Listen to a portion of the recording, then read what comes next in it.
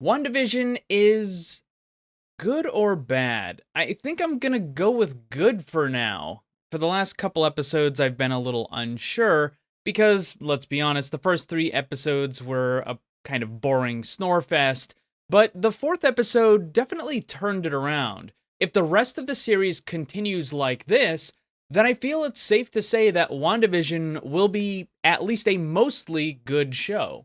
In this episode, we get an explanation for a lot of the strange things that have been occurring in the previous three episodes. We also get a firm idea of where in the timeline WandaVision takes place. We know that this is going to happen after the events of Endgame, but we didn't know just how long. Was it weeks? Was it months? Was it years? It turns out the events of WandaVision are taking place about 3 or 4 weeks after the Endgame movie. However, this particular episode begins during the events of the Endgame movie. In fact, it picks up at the exact moment that the Hulk snapped his fingers and brought everybody back. During that movie, we never actually got to see the people being brought back, or reformed, or however you want to call it. Instead, we saw them after it had happened. So this episode gives us a good look at what happened seconds after the Hulk had snapped his fingers. Geraldine, whose real name is Monica Rambeau in the show, is beginning to reform from the dust inside a hospital. Confused, she staggers into a hallway where other people are also slowly reforming from the dust. I thought, wow, that's pretty cool. We finally get to see what happened. But then I suddenly remembered that they had already showed us what happened in that forgettable and awful Spider-Man movie, Far From Home. Danny kind of forgot it. The beginning of that movie shows some video of the people returning. But in that movie, all of the people simply popped back into existence almost instantly. No one was slowly reforming from dust like we're seeing here in the WandaVision episode.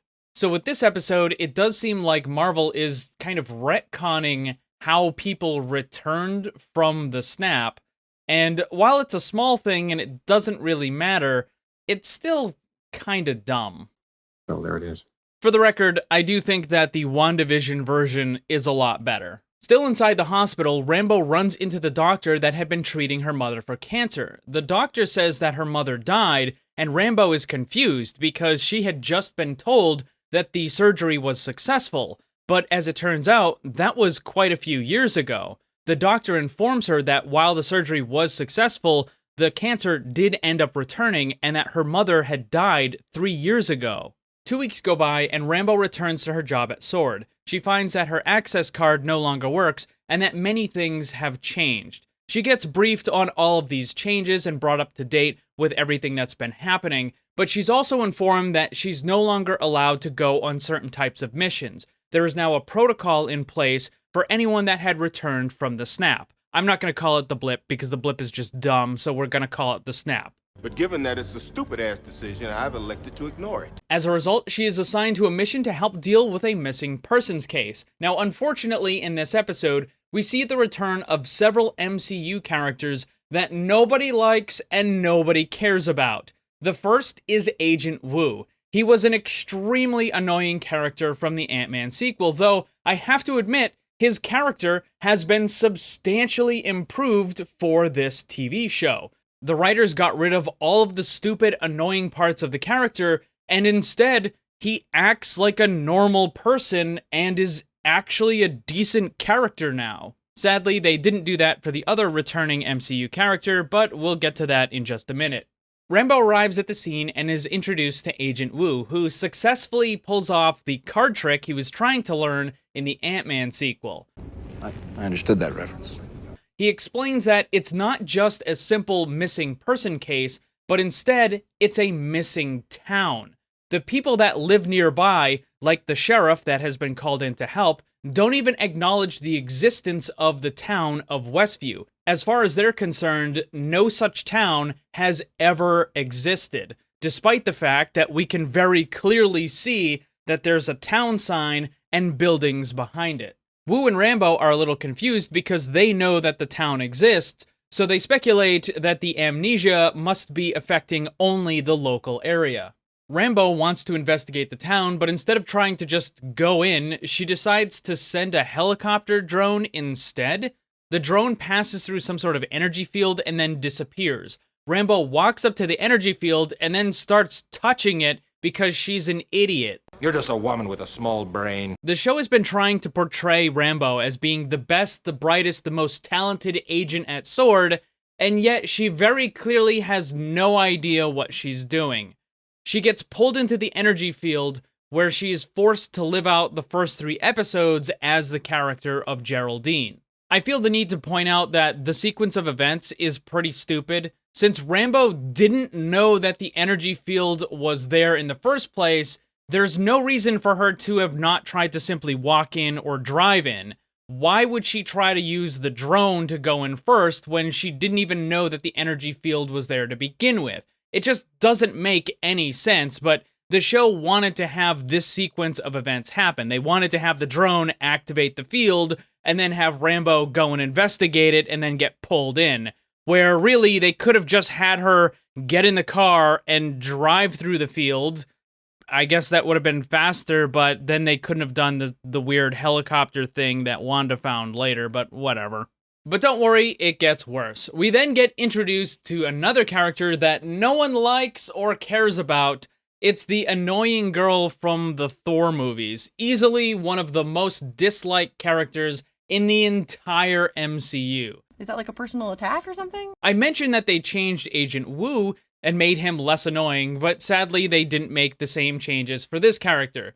She's brought up to a base camp outside of Westview, where a man calls to her using her name of Lewis, and we immediately get reminded how unlikable this character is. She responds and corrects him by saying, that's Dr. Lewis? How about no? Let me make something emphatically clear. You are not in the medical field. I don't care if you have a fancy piece of paper from an overpriced school. You're not in the medical field. You're not a doctor. Shut up. Apparently, the show has decided that it wasted too much time on the slow first 3 episodes, and it needs to speed things up. So Clown College Girl immediately manages to figure out that there's a huge amount of background radiation, and also that there's a transmission signal attached to it. She says that she's going to need an old television in order to prove a theory. Outside, S.W.O.R.D. is trying to send a man in a hazmat suit into Westview through the sewer system. Back inside, the television has been set up. I don't know how they could possibly have found one so quickly. I'm sorry. What? But they did, and now they're able to watch the events that are happening inside Westview using the transmission signal. They immediately notice Wanda and Vision, and are also able to identify many of the other people that are surrounding them. Eventually, they also see Rambeau, who appears to be completely unaware of what's going on. Agent Woo and Clown Girl tried to broadcast their own transmission into Westview. This gets picked up by one of the radios, where we hear a man asking Wanda what happened and who did this to her. This turns out to be Agent Woo who was asking those questions. Clown Girl is watching the television, and there seems to be a glitch, and the show simply removes a section where Wanda was reacting to the radio. But Clown Girl doesn't think much of it. In the sewers, the man passes through the energy field that was below ground. As he moves through this field, his hazmat suit is changed into a beekeeper outfit. Climbing up on top of the road, another glitch is experienced where the man simply vanishes and no one seems to know what happened. It's gone. It's all gone. The members of S.W.O.R.D. continue to watch the events inside Westview until the point where Wanda gives birth to twins, but then another glitch happens, but this one is finally noticed. They realize that parts of the broadcast are being removed, possibly by Wanda or someone else. This is where the show gets even more interesting and explains a big part of what's going on. All of this is hidden from the members of S.W.O.R.D. who are outside, but we as the audience get to see what actually happened between Wanda and Rambeau. Wanda confronts Rambeau, and then using her powers, throws Rambeau through a wall and several other buildings and fences that for some reason don't seem to hurt Rambeau in any way whatsoever, even though it probably should have killed her. Whatever. Wasn't quite as sick as I made out. Rambeau is then launched outside of Westview beyond the energy field. Throughout the previous movies, Wanda's powers were only able to really move things around and cause damage. She also had very limited telepathic ability to put thoughts or feelings into other people's heads.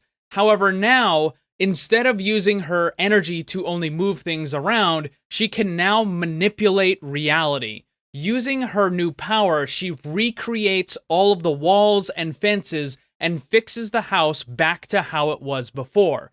But there is an even bigger surprise when Vision walks into the house. What we saw in the previous episode was him looking completely normal, but now we get to look at him through the eyes of Wanda. And instead of appearing normal, we can see that Vision is in fact still dead. The spark of his life is smothered in shite. After a brief moment of horror, Wanda again uses her powers to fix Vision and make him look how she wants him to look. Rambeau wakes up outside the energy field and now understands that Wanda is the one that is responsible for the changes in reality. Overall, this was a very good episode. I enjoyed the beginning where it showed what happens when the people were returned using the Infinity Stones. I like the improvement that they did to Agent Wu, and certainly the explanations were finally moving the story along. Even Rambeau did a better job of acting in this episode.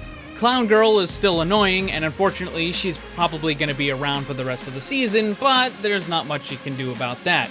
The show is definitely improving, and I'm looking forward to what's going to happen next week. But that's the end of episode 4.